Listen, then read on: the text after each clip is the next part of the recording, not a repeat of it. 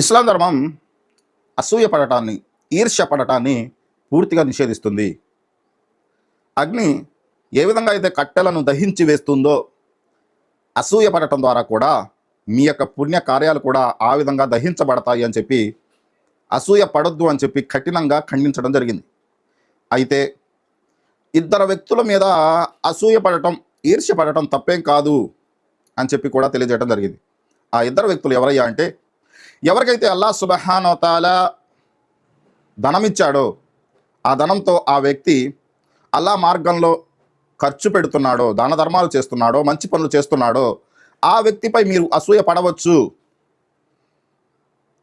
అలాగే ఎవరికైతే అల్లాహ్ సుబ్హానహు వ తఆలా ధర్మ జ్ఞానాన్ని ఇచ్చాడో, ఖురాన్ జ్ఞానాన్ని మరియు హదీసుల యొక్క జ్ఞానాన్ని ఇచ్చాడో, ఆ ధర్మ జ్ఞానాన్ని ఇతరులకు చేరవేయడం కోసం, ఇతరులకు నేర్పించడం కోసం పాటుపడుతున్నాడో, ఆ వ్యక్తిని కూడా చూసి మీరు అసూయ పడవచ్చు.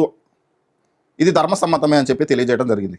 అంటే అసూయ పడటం అంటే ఇక్కడ, ఒకవేళ మాకు కూడా ధనం ఉన్నట్లయితే, మేము కూడా స్థితిమంతులమైనట్లయితే, మేము కూడా ఆ విధంగా చేసి ఉండేవాళ్ళము, మేము కూడా దాన ధర్మాలు చేసేవాళ్ళము, మేము కూడా పుణ్యకార్యాలు చేసేవాళ్ళము అని చెప్పి తపన పడవచ్చు.